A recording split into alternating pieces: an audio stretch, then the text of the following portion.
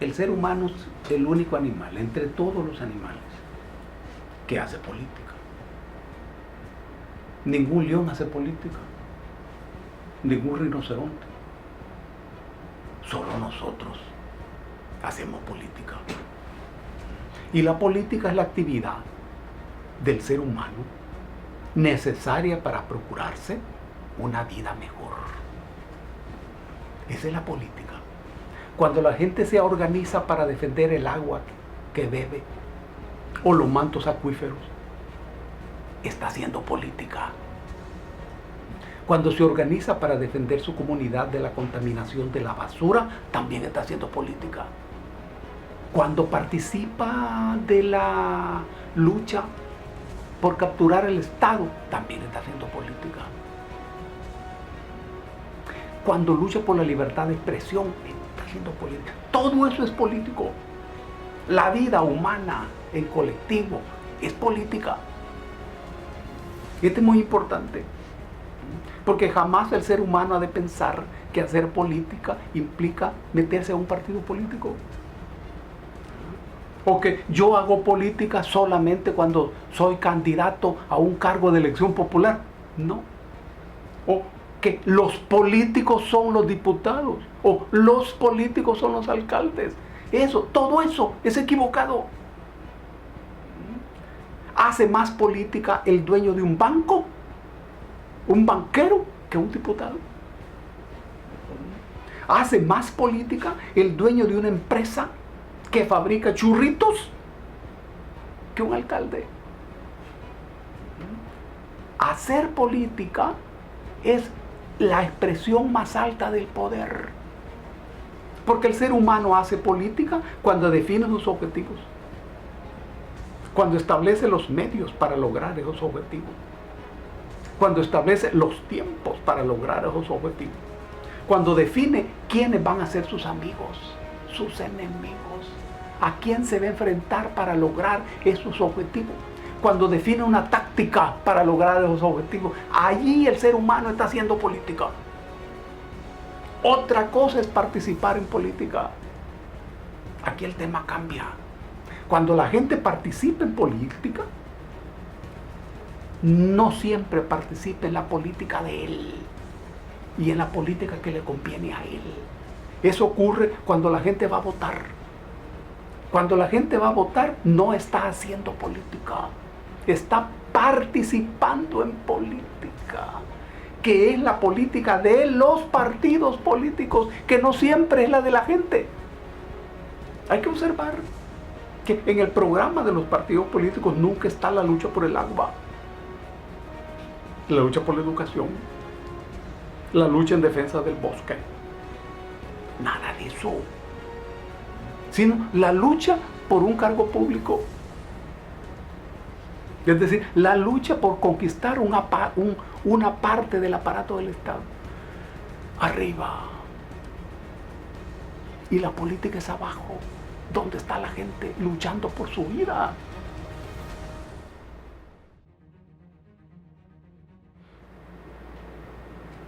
¿Hay alguien independiente? No.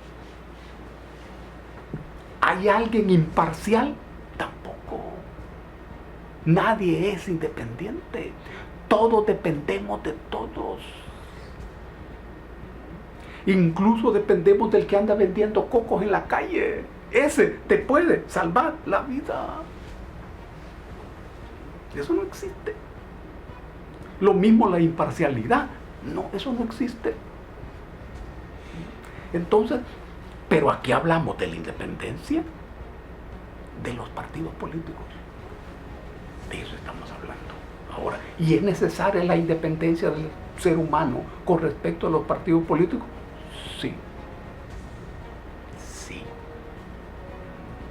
Habida cuenta que lo que el ser humano necesita es hacer política. Y los partidos políticos ya no hacen política. Los partidos políticos hacen negocios. Son empresas cuya mercancía se llama política. Así como la mercancía de otras empresas que hacen zapatos, por ejemplo. La mercancía es un par de zapatos o pantalones. La mercancía de los partidos políticos es la política. El ser humano no necesita eso. No, el ser humano necesita hacer política para vivir con dignidad, para tener salarios dignos. Entonces, sí debe haber independencia con respecto a esa política de los partidos políticos. Debe haber independencia. Ahora, pero la gente no necesita de los partidos políticos para asegurarse el agua. No, al contrario. Al contrario. Y cuando hablamos de movimiento popular, estamos hablando justamente de esa independencia. De esa independencia. Ahora, hay un momento en que las comunidades y el pueblo y los sectores consideran necesario participar en la lucha para capturar el aparato del Estado. Hay un momento. No siempre es el momento, porque la política que les interesa es la política abajo, pegada a la gente. El aparato del Estado es la política arriba.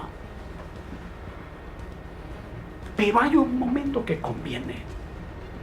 Allí la gente debe participar de manera independiente.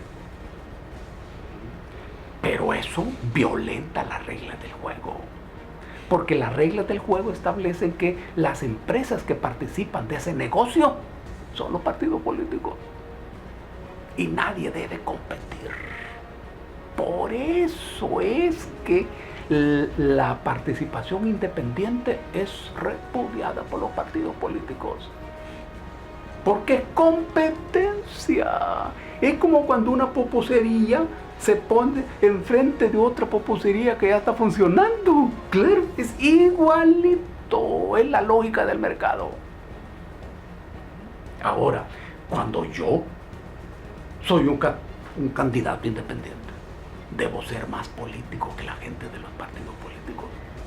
¿Y esto qué quiere decir? Es decir, quiere decir que yo debo estar vinculado a la lucha de la gente.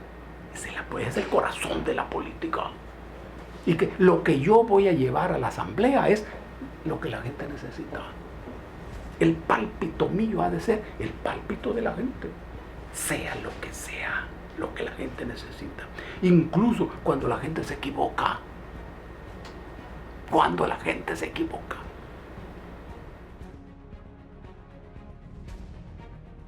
Ahora bien, pero todo esto pasa por un proceso de formación política.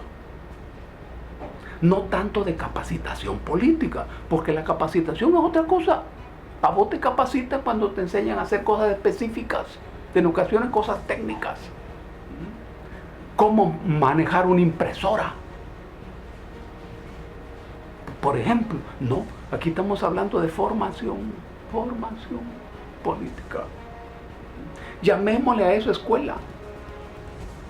Por ejemplo, yo debo conocer los fundamentos de esta cosa. La Constitución, que es peligrosa, porque las constituciones las hacen los poderosos para someter a control a los débiles. Toda la ley es esa, sí, pero yo debo conocer lo fundamental. Por lo menos el título 3 de la Constitución, que tiene que ver con el Estado. Esa es tu formación política. Y yo debo aprender a ver la Constitución no como abogado, no. El abordaje no ha de ser jurídico, sino político, para que yo logre entender y mirarle la ropa interior a la norma jurídica, los fustanes a los artículos, es decir, cuáles son los intereses que mueve un texto. ¿Qué es lo que yo debo entender de la Constitución y de la ley? Pero yo debo saber además algo de historia. Es que si yo no sé algo de historia, ¿y cómo voy a entender lo que está ocurriendo hoy? Historia, economía, lo fundamental de la economía. Debo aprender algo de filosofía. Porque la filosofía resulta ser la política encubierta. Y la política es la filosofía en acción. Los filósofos abordan los problemas fundamentales de la realidad. Normalmente uno no los entiende, porque la filosofía es el conocimiento máximo, donde hay abstracción.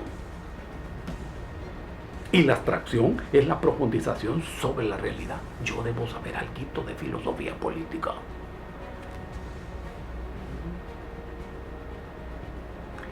Esa es la formación política.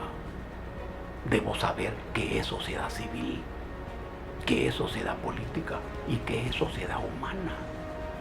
Debo saber que cuando nosotros hablamos de sociedad, nos estamos refiriendo a la sociedad humana. Es decir, a la sociedad de las personas, de carne y hueso. De carne y hueso. Ya cuando hablamos de sociedad política estamos hablando de cosas. Sociedad civil también. Pero la sociedad humana son las personas. Que son las que piensan, las que trabajan. Las que producen la riqueza pero no la disfrutan. Por eso debo saber yo de sociedad humana. Y si ustedes están interesados en eso, es un buen interés. Nosotros debemos de ser gente interesada. Nadie hace nada como un desinteresado. ¿Y para dónde? Porque interés es una necesidad organizada. Así se define un interés. A la base de todo interés hay una necesidad. Hay una necesidad. Y esa necesidad está organizada políticamente, ideológicamente y filosóficamente. A eso se le llama interés. Necesitamos convocar a la gente interesada, que suele ser también gente interesante. Gente interesante. Y nosotros hemos de ser también interesantes. De esto que hemos hablado, de todo esto que hemos hablado, ha de interesarle a la gente. La gente. No estoy hablando de pueblo, estoy hablando de gente. Gente, es decir, de los seres humanos de carne y hueso. El pueblo es otra cosa, es una categoría jurídica política. Pueblo es el siervo del Estado. Pueblo es el que vota, pero no elige. Es otra historia. Nos interesa la gente.